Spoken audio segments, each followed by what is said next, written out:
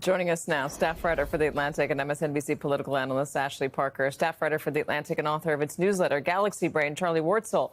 Jake and Tim are still with us. That was that moment where Donald Trump said, I want a foreign government to hack into the emails of a not just private citizen, but a political figure in this country, was a disruptive moment in 2016, to say the least. Later, we found out, Ashley, that Russia did start around that time trying to hack into Hillary Clinton's email. I think it's important context because what we're seeing from Tulsi Gabbard, from the administration, is they're trying to completely rewrite history here, to say that Donald Trump was the victim of an Obama assessment, an intelligence community assessment that was somehow manipulated by Obama administration officials. And now, to distract from Jeffrey Epstein, they're going around and trying to claim that Donald Trump or President Obama committed treason. Right. I was at that press conference too, Katie, in Florida at one of Trump's properties. And I remember in a campaign that had been full of stunning moments, that remained one of the ones among many that stood out even then. So just to kind of level set. But yes, the Trump administration is doing a couple of things here. They are conflating something that the Obama administration never said happened, an idea that Russia actually hacked voting machines, right, and changed votes and successfully, changed a vote tally. That was not something that the intelligence community ever said, and they're conflating that with something the intelligence community did say, that investigations in the Senate, when Marco Rubio was on the Senate Intelligence Committee, said, which is that Russia did basically do exactly what Trump asked Russia to do, which was meddle in the U.S. elections through using disinformation bots and the release of those 30,000 emails, which were covered ad nauseum at the end of the campaign and made Hillary Clinton look quite unflattering in certain ways, to accuse the former president of, I think as Tulsi Gabbard put it, seditious treason, which is an incredible charge. And one of the reasons, last thing I'll say, that this lands a bit differently in this moment is when we were covering Trump in 2016, Katie, he would say, lock her up, and his crowd would chant, lock her up about Hillary Clinton. But very few people actually believed that he would do that. And he, more importantly, when he became president, he was not surrounded by people who were willing to do that. But we have seen a different Trump return to office with a different set of people around him who have so far in the first 6 months shown a real willingness to push the boundaries of what is acceptable, from defying court orders to withdrawing security details from people who need them. And I think that is why you are seeing this latest set of memes he's tweeting and comments landing a little differently than they might have 10 years ago when this began, or even 2 or 4 years ago. They're crossing a lot of lines. They clearly feel empowered by decisions like the one from the Supreme Court last year giving Donald Trump immunity. This idea that he can do a lot more than past presidents would have thought they would be allowed to do, or would have even attempted. The blurring of the lines between the executive and the Justice Department, the co-opting of the power of the purse by Congress, defying court orders or flirting with the idea of defying them at the very least. Charlie, you write about the desperation of these attempts to distract, all these posts, memes, and now I guess we can add in the allegations in public settings on camera of malfeasance and treason by President Obama. Explain a little bit more what you mean by that.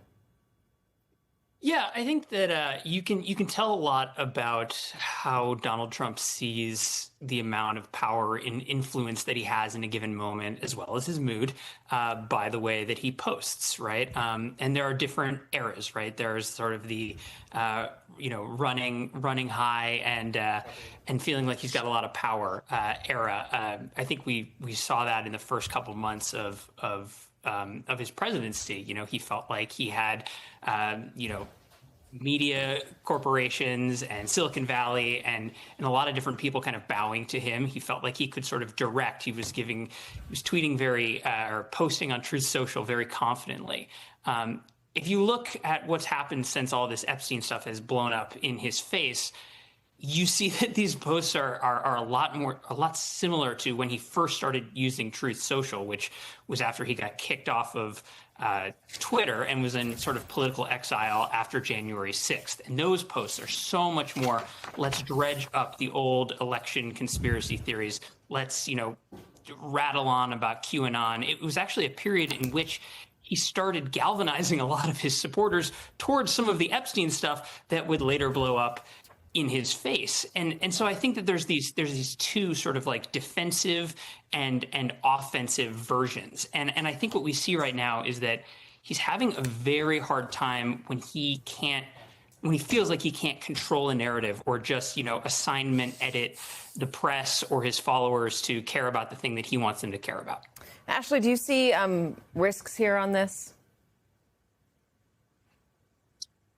Yes. I mean, first there's the risk of, as we've seen, he has an incredible ability to rile up his supporters with threats of violence. January 6th is one example. So these statements don't go into a vacuum. That's certainly the biggest risk. And anyone he names and anyone he puts out, again, the former President Barack Obama, he has a lot of Secret Service still. He has a lot of protection. But it is worth noting just how extreme it is for a current president to share on social media a meme or a video of a previous president, getting, and a black man as well, getting handcuffed in the Oval Office, a mugshot of Barack Obama. This is not what presidents do. Okay, we have some breaking news. This is from the Wall Street Journal. Justice Department told Donald Trump in May that his name is among many in the Epstein files. Again, this is from the Wall Street Journal, and I'll read a little bit from the article. When Justice Department officials reviewed what Attorney General Pam Bondi called a truckload of documents related to Jeffrey Epstein earlier this year, they discovered that Donald Trump's name appeared multiple times, according to senior administration officials. In May, Bondi and her deputy informed the president at a meeting in the White House that his name was in the Epstein files, the officials said. Many other high-profile figures were also named. Trump was told being mentioned in the records is not a sign of wrongdoing. All right. Stephen Chung of the White House has said this is another fake news story, just like the previous story by the Wall Street Journal.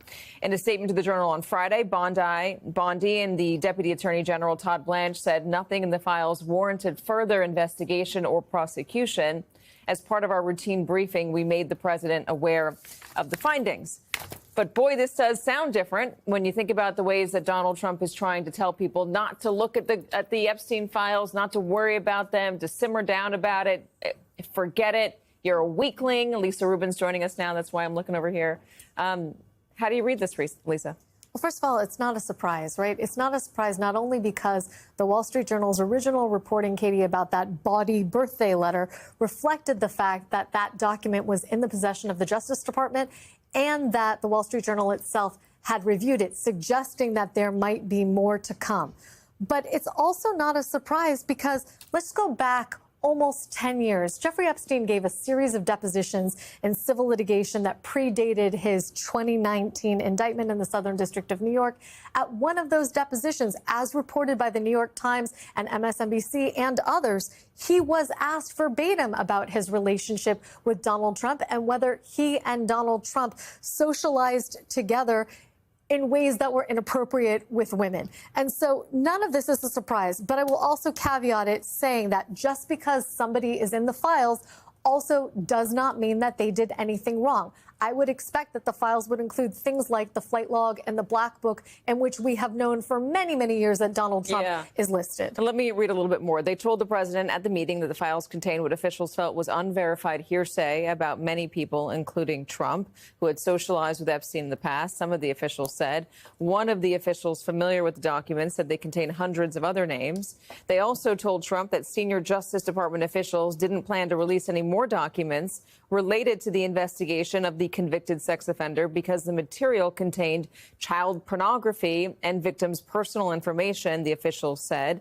Trump said at the meeting he would defer to the Justice Department's decision not to release any further files. The meeting set the stage for the high-profile review to come to an end. Bondi had said in February that Epstein's client list was sitting on my desk right now to review. Trump said last week in response to a journalist's question that Bondi hadn't told him that his name was in the files. The administration didn't publicly announce the decision until weeks later on July 7th, when the Justice Department posted a memo on its website. This story breaking today, is this one of the reasons, Charlie, we could have seen, or might this be the reason why Tulsi Gabbard was trotted out in front of the White House press corps today at the briefing? It's entirely possible. But again, this really seems to me to be a departure from, I feel like Trump has had a pretty good handle on his supporters, on the media, on how to conduct this sort of, symphony of attention, right? He's usually pretty good at programming these things. What is so striking to me is how over the last 2 weeks or so, he has behaved as if he doesn't understand the world that he lives in and the attention ecosystem, like all of this. I mean, it's very clear, given all of his associations with Epstein in the past, that it would have been, for someone like him, to be able to not push all this aside. I feel like he would have been able to at least skirt around this, at least have a little more control over the story and the narrative. But this idea that, you can basically change the news cycle by doing something else, it's worked for him in the past, but this story just doesn't behave the same way. It's just so very sticky.